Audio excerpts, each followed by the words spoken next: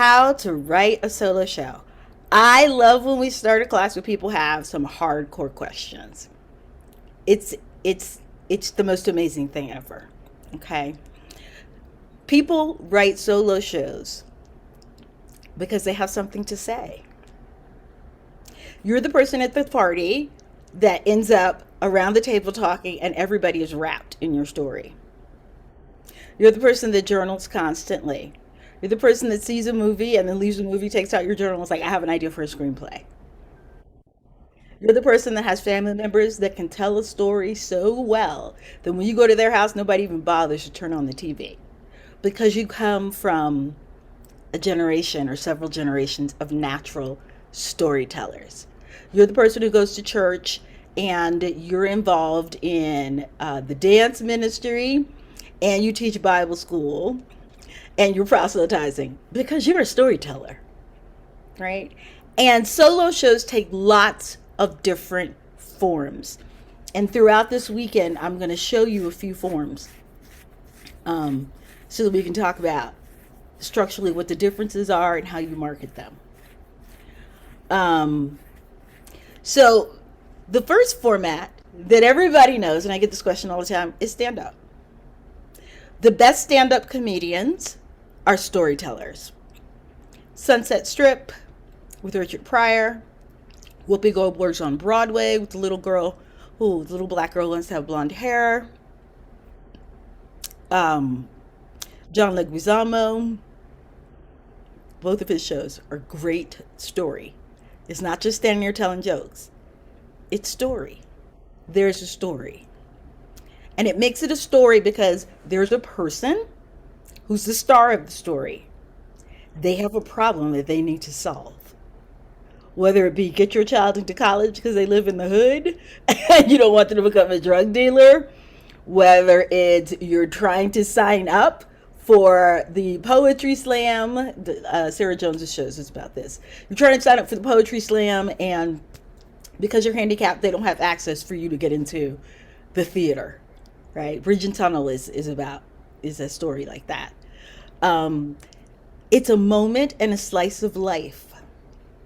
And sometimes people feel like, oh, I don't want to write a story. I don't want to tell my business. I don't want to have therapy. I don't want to be self-indulgent. I don't want to worry about what people say. What if my family gets upset? Blah, blah, blah, blah, blah, blah, blah. We have 10,000 reasons why we aren't writing, and that's why we're not writing. Let me say that again.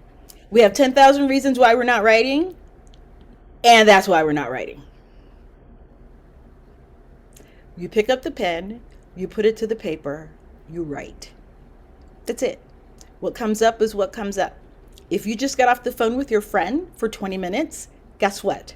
You just told a story. Record it. Right? It's not that deep. And some of the things that get in the way are reasons why you're not writing it. You're worried what other people will think. You're putting all these carts before the horse because you haven't written it yet. And I truly and firmly believe that if you have an agenda for your story, I want to write a feminist play. I want to write, the reason it's not written is because that's not the story that your heart wants to tell. The story your heart wants to tell, if you come to the page every day for 10 minutes, will emerge. It's the everyday pieces of your life. Stories can be told in the first person. When you go see an author at Barnes & Noble's do a reading of their book, guess what? That's a solo show. They are reading a story to you. Right? When you listen to NPR and you listen to performers on NPR sing a song, that's a solo show because that song is a story. Go look at the lyrics. When you go to the Moth and somebody tells you about their first love, that's a solo show. When you watch a TED Talk that has a beginning, middle, and an end, and the person tells you how they're changed by the end, or you're changed by the end, that's a solo show. So some of the things that get in the way is we have an agenda for our writing that has nothing to do with the story our heart wants to tell. And two, we have a very limited idea of what solo work is. If you've written a memoir, if you have short stories and you read them out loud, that's a solo show that can be sold to the Fringe Festival, New York Fringe, Edinburgh Fringe, any Fringe in the UK. You can do it at church. You can do it for Women's History Month, Black History Month, Asian History Month, Pride Month, at the local library or at the local university, or your sorority has their annual conference. There are so many ways to do a solo show that we limit ourselves, and it stops us from 1, starting, 2, finishing, 3, monetizing it. You just have to have the desire to come to the page and brainstorm every day. And by brainstorming, I mean writing longhand. I have solved so many of my business problems by my habit that I have created of coming to the page every single day, no matter what, if I have nothing to say, if I'm just going to bitch and moan, and committing to staying on that page. For me, it's about 15 pages, but it started as 3. That is where I solve problems. That is where I start stories. That is where I figure out, how can I monetize this? Oh, let me go online and see people telling stories. And I discovered First Person Story Festival. Well, let me send my script there. They don't even want the whole thing. They want 5 pages, right? Story is 5 minutes of a person standing there talking. I'm doing a solo show right now. This is my solo show. How easy it is to write a solo show. My first solo show was the first moments in my life that I remember that changed me. That's how I began writing. I'd say, oh, okay, the first time somebody told me I was a liar. That's the first 5 minutes of my show. If you've seen my TED Talk, that's what it is. The format of a TED Talk is a great solo show, right? A problem, and then 3 examples of how you solve this problem. And by the end, the speaker tells you how it will change your life and how it changed their life. Solo show. 17 minutes. Really simple. Really simple. So let me look at these questions that I have here. And if you have more while I'm talking, please go to chat and send it to me. Okay.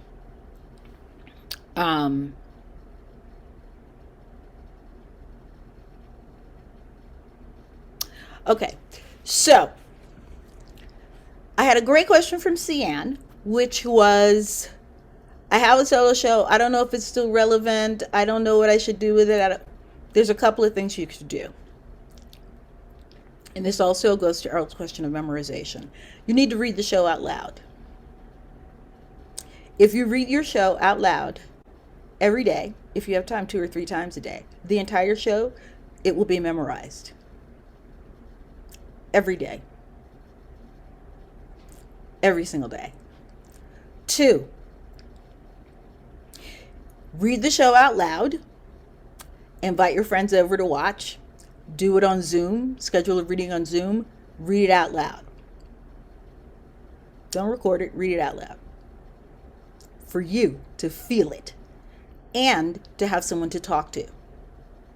And I call that my storytelling circle. When you invite people to your house or you have a Zoom party and you have faces, eyes that you can look into and talk to, and treat the story, the solo show, like a conversation that you're having with your friends.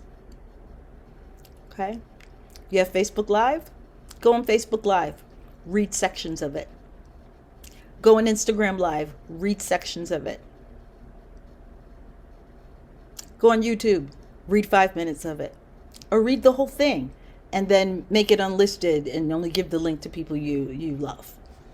But mostly, you reading your story out loud, looking into someone else's eyes, will tell you where it needs work. Read it over and over and over and over and over and over again. Okay? That's how you figure out what works and what doesn't. And you read it to regular people. I sent out a blog about 2 weeks ago called 10 questions to ask your friend about something you've written. If you didn't see it, go back in your email. It's my Badass Writers blog. It's a great post.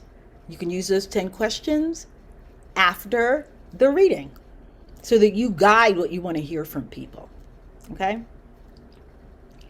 So, I've answered memorization. Read it out loud.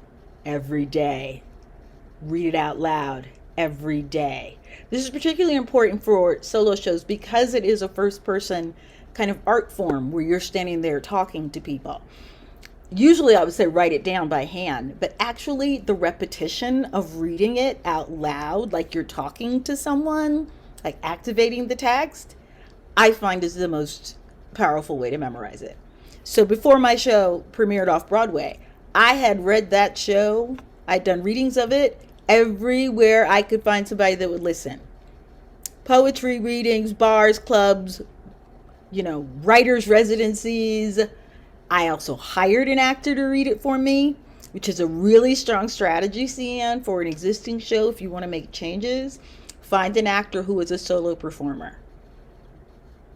If you got to think about it, they ain't a solo performer.